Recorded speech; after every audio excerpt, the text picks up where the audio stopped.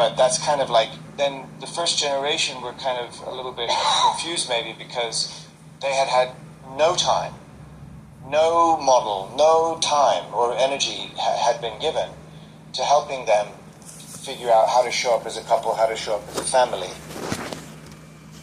In fact, they were continually leaned on as individual contributors. A husband has a strength here, the woman has a strength there, and each working for different organizations in some cases. So the game, the problem with the game at that point is we weren't even playing the same game, or if we were, we didn't know which map we were on and who's doing what. So it was very hard for first generation couples to feel like they were sharing. They shared the faith, but they weren't necessarily able to feel like they shared the mission. And because of this culture, even as a pastor, even though it's a parental role, even though you're kind of in one place taking care of the same group of people, it's really hit or miss on how well leaders, both male and female, could figure out their place, how to lead as a couple, how to lead as a family. It's been something I'm constantly reflecting on, grappling with, How do we do that as a family? I don't know, in my case, if, I know I've done a lot of things wrong. I think I've done a lot of things right, a lot of things wrong.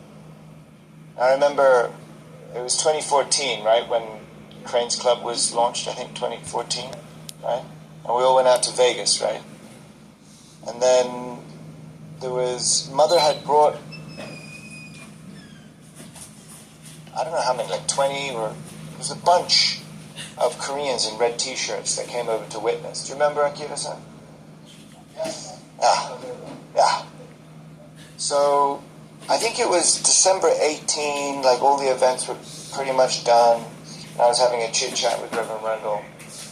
It's like, okay, I'm going back. Now, our family, we enjoy Christmas. And we had a great time. I think Timothy was probably like 3 years old, 2 years old. The first time I asked Yumiko, I was like, hey, are we going to do this whole Christmas thing? Because it's not really like a proper church holiday. And, what should I do, Tao? Should we do Christmas or not? But my concern was really, really clear. It was like, well, if we raise our kids on this idea that Santa Claus is a thing, and then they come to find out that he's not, then when we try to convey that God is a thing, will they also, like... And Yumiko's answer was really, really simple. It's like, just let them enjoy. So we used to go all out. I mean, Christmas time. Do you remember, Hannah? I think it was when was the Footprints one? You asked the question that you were like 8 or something. In San Diego? And how old were you? Like 5? 4 or 5? We went to the extent of even putting muddy footprints. And, the kids are like, we're not just the milk and cookies. We laid it all out. Like, there was a whole backstory. And we never had a fireplace, especially in California. So you had to come up with, like, how does that work? Now, Timothy, I don't know if you guys know Timothy. Like, you maybe think that he puts more of his, like, neuron pathway effort into, comedy or something. But he was really bright as a kid, because when he was 4, yeah, really bright. Okay. No. He was more bright. Because when he was 4, he asked me and Mom, says, like, we were in San Diego at the time, it's like, he's opened his presents and he's looked at it and he's like, Mommy, why does my present from Santa have the same picture? He's talking about the logo of the toy on the box. Why does my present from Santa have the same mark like the toys in the toy store? We had to think fast on that one. I think Mama came up with the answer, oh no, because Santa makes toys he makes all the toys. He supplies the toy store. Sorry, if there's anybody watching, spoiler alert, I'm kind of revealing the truth about Christmas, but in case there's any kids watching, this is a family friend. All right, so she comes up with that. He's supplying all the toy stores. That's why they also have Santa's mark, but only you get this gift actually from Santa. And, okay. That was the year we got Timothy to actually wear smart clothes, because he never wanted to wear smart clothes for church. Right? He was 4. It was like giving him a hard time. And but he loved The Incredibles. And there's a whole scene in The Incredibles where the main character is like in an office environment. And so we found, beige slacks and a white shirt and shoes that matched what Mr. Incredible was wearing when he was like a insurance salesman.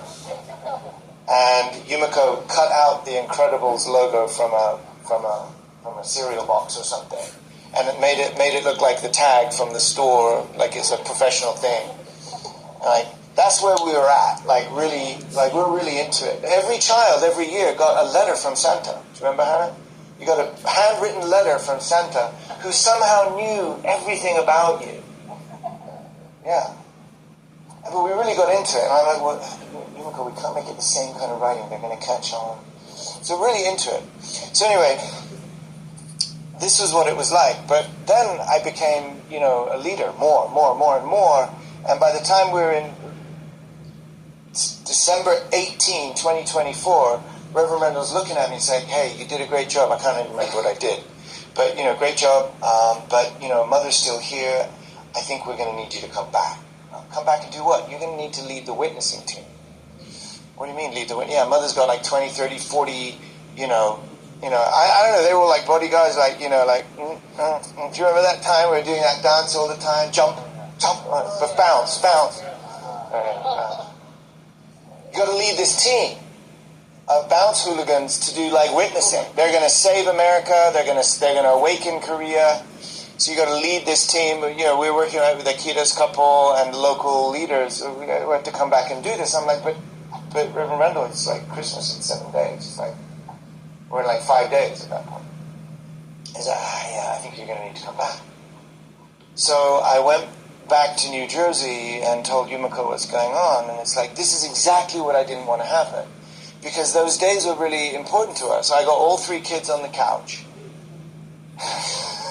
There's a video, actually, it's on my Facebook, it's still there. Hey kids, I've got some, good news and bad news. Bad news first. Daddy's not going to be here for Christmas. And we had the tree up. The presents weren't done yet, but the tree was up. And I think Hannah was the first one to respond. It was like, wait, what? But the presents? The first question was, what about the goods? And Jonathan was really hurt. He was the youngest. Oh, God, but, and Timothy was like trying to check it. There's a whole video on my face. Anyway. So, but there's me explaining it and filming it at the same time. I knew it was a moment, it was a turning point in our family. So I said, so we've got 3 kids, a dog, like a big golden lab, and my wife. And I'm like, the bad news is I'm not going to be here for Christmas. I've got to go to Las Vegas to help True Mother. Now, in that moment, it's a faith-testing or faith-breaking moment. If they know that something they love is being taken away because I've got to go and, so you want to avoid that kind of dynamic. So I said, but if you want, good news is, you can come with me if you want. And now coming with me meant like driving. We couldn't all fly there. So they're like, wait, what? Like, yeah, that's what I'm saying. So we're going to put some fairy lights in the van. We're going to bring our tree. We're going to bring the dog. Timothy, I'm even going to bring your little flat screen, portable monitor and set up the PlayStation in the van. And we're going to do Christmas on the road as a family, unless you want to stay behind. And then they all started to think it through. Well, wait, we're shuffling in their chair, wiping it. How's this going to work? How's Santa going to come? Don't know, guys. Don't know. We've got a moon roof. So it's like you're trying to make it something, and we made.